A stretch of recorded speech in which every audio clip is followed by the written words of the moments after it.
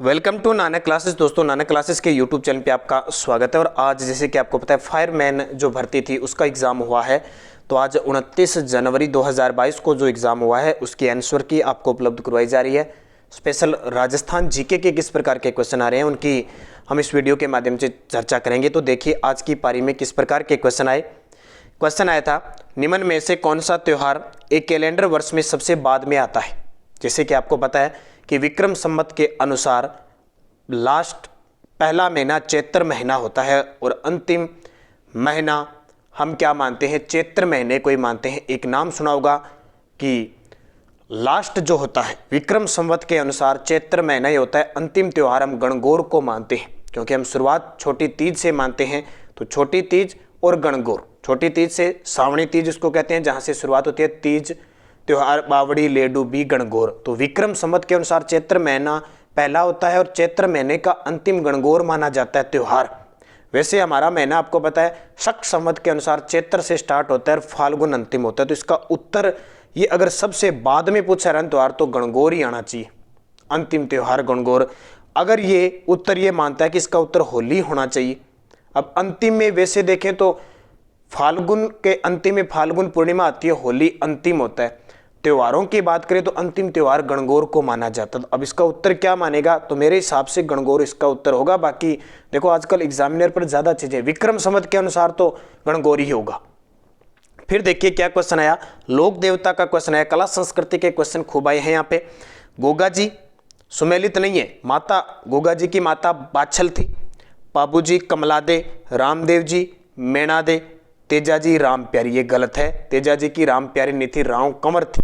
और पाबू जी, अब पाबू जी के बारे में हम चर्चा करते हैं, पाबू जी की जब पढ़ते हैं तो ये तो सही है। तो तेजा जी राम प्यारी नहीं है। उसके बाद देखिए लोकनाट्य रमत किस क्षेत्र से संबंधित है। तो कल परसों ही मैंने अभी वीडियो दिया है आपको। लगातार मेरी ग्राम विकास अधिकारी के लिए वीडियो मेंस के लिए 2022 की क्लासें चल रही है। मैंने लोक संगीत लोक नाट्य दिए थे और रम्मत बताया था जैसलमेर और बीकानेर की प्रसिद्ध, और खास करके बीकानेर की। ऑप्शन आपके पास बीकानेर। अब लगातार मेरी छोटी छोटी 10 से 15 मिनट की क्लासें चल रही है, आप जरूर अटेंड करें। जो विद्यार्थी नए हैं इस चैनल को सब्सक्राइब कर लें।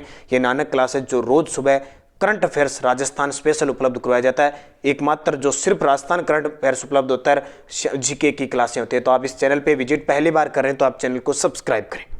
फिर देखिए एक ऐतिहासिक घटना का क्वेश्चन आया, ग्रंथ आया राव जेतसिरो छंद ग्रंथ की रचना किसने की थी। तो राव जेतसिरो छंद बिट्ठू सुजा की रचना है।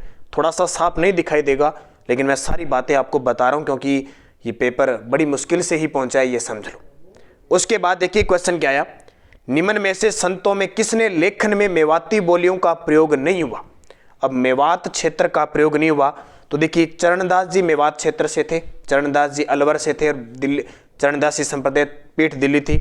लालदास जी भी थे और सहजोबाई जो चरणदास जी की गुरु थी ये भी थे। तो सुंदरदास जी का मतलब नहीं है, सुंदरदास जी ने जो ग्रंथ लिखे थे ढूंढाड़ क्षेत्र में थे तो ढूंढाड़ी भाषा में इनके द्वारा लिखे गए थे। तो ये उत्तर हो जाएगा डी।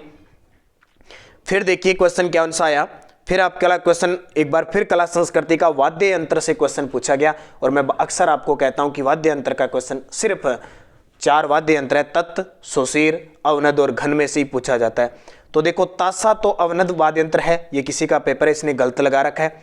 सिंगी सुशीर वाद्य यंत्र है, ये भी सही है। नड एक घन वाद्य यंत्र और बपंग तत्व वाद्य यंत्र, ये तो सही है। तो नड इसका उत्तर क्या हो जाएगा, नड हो जाएगा। अब क्यों हो जाएगा, ये नड तो क्या है सुशीर वाद्य यंत्र है तो नड घन तो हो नहीं सकता, तो नड सुशीर वाद्य यंत्र, तो ये असम्मिलित हो गया। आसान सा क्वेश्चन। फिर देखिए क्वेश्चन आया हिस्ट्री का, हल्दी घाटी के युद्ध में महाराणा प्रताप की तरफ से युद्ध में शामिल हुआ। तो ये तो सीधा ही पता है कि खानवा युद्ध में हसन खां मेवाती और महाराणा प्रताप से हकीम खां सूरी। फिर देखिए अलाउद्दीन खिलजी के आक्रमण के समय सुमेलित नहीं है। अब अलाउद्दीन खिलजी जानते हो दिल्ली सुल्तान जो 1296 से 1316 तक इसने चित्तौड़ पर आक्रमण किया था, उस समय रावल रतन सिंह थे, बिल्कुल सही है। फिर ये कहता है कि अलाउद्दीन खिलजी के आक्रमण के समय शासक बताने हैं, तो सिवाना का मालदेव, ये गलत है। रणथंबोर का हमीर देव था, सही है। जालोर का कानड़ देव था, ये सही है। सिवाना का उस समय शीतल देव था, ये मालदेव नहीं था। फिर देखिए क्या क्वेश्चन आया था, मांडो की पाल किस खनिज के लिए प्रसिद्ध है। तो ये तो आपको पता ही है, मांडो की पाल है वो किस खनिज के लिए प्रसिद्ध है, तो ये फ्लोराइट के लिए प्रसिद्ध है, डूंगरपुर में। इसके बाद देखिए क्वेश्चन आया, फिर आ गया अलाउद्दीन खिलजी के समय सुमेलित नहीं है, ये तो वापिस आ गया, ठीक है। मैं ये डबल प्रिंट हुआ है, मुख्य बता देता हूँ। नर्मदा नहर परियोजना से लाभान्वित जिले कौन से हैं? देखिए कितना सिंपल है, और मैंने करंट में आपको बताया था कि नर्मदा नहर परियोजना से 100% सिंचाई फुहारा पद्धति से होती है। क्वेश्चन आ गया जालोर और बाड़मेर इसका उत्तर है। उसके बाद में और क्वेश्चन देखिए क्या है, ये देखिए मुंशी देवी प्रसाद ने किसको राजस्थान का अबुल फजल की संज्ञा दी है? तो मुंशी देवी प्रसाद ने मोहनोत नैन सिंह को राजस्थान के अबुल फजल की संज्ञा थी। कितना सिंपल सा क्वेश्चन। उसके बाद पर्यटक स्थल को मिलाना है। देखिए सोनी जी की नसिया कहाँ पे, आपको पता है अजमेर के अंदर है। 84 खंभों की छतरी बूंदी के अंदर है। बड़ा बाग कहाँ पे है? जैसलमेर के अंदर है। और सुनहरी कोठी कहाँ पे है? टोंक के अंदर है। तो ये सारी बता दी। अब इसको मिला लेना चाहिए। 1 का हो जाएगा 3 और 2 का हो जाएगा 4। 1 का 3, 2 का 4 और 3 का 2, 3 का 2, ये हो जाएगा सी नंबर।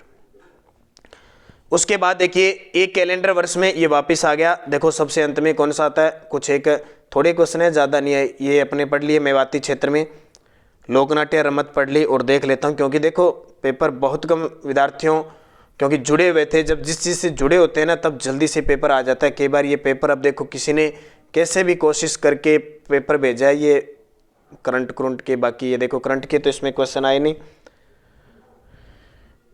हिंदी वगैरह के। मैं आपको क्यों है राजस्थान जीके के ही बताऊंगा ज़्यादा, क्योंकि बाकियों का देखो गलत बताने से कोई फ़ायदा नहीं है। अगर सही होगा तो वो बातें मैं आपको यहाँ बता दूंगा। ये उनके कोई लेवल का जैसे जैसे टॉपिक थे उस प्रकार साइंस वगैरह के खूब सारे प्रश्न आए हैं। देखिए ये प्रतिवर्ष आग से संबंधित ये फायरमैन के कई क्वेश्चन आ गए। ये वाद्य यंत्र का आपको बता दिया, हकीम खां सूरिया आ गया, रणथंभ, और किसी ने PDF भेजी है। अब देखिए ये किस चित्र शैली में पशु पक्षियों की बहुतता थी? तो सबसे ज़्यादा हम पढ़ते हैं बूंदी चित्र शैली में पशु पक्षियों के चित्र बने बूंदी। और शिकार के दर से पूछे तो कोटा के, बीकानेर के पूछते तो उस्ता कला के। नर्मदा नहर का आ गया नानू राम। ये देखिए नानू राम किस ख्याल से संबंधित थे? तो नानू राम जी शेखावटी से थे। कहाँ थे? शेख कुचामनी ख्याल। और कुचामनी ख्याल के बाद आ जाता है, तो इसका उत्तर हो जाएगा, बता दिया मैंने आपको, शेखावटी ख्याल इसका उत्तर हो जाएगा, क्योंकि कुचामनी ख्याल के तो लच्छी राम जी है। इसके बाद में देखिए राजस्थान राज्य मानवाधिकार आयोग के अध्यक्ष और सदस्यों की चयन समिति में निम्न में से कौन नहीं होता?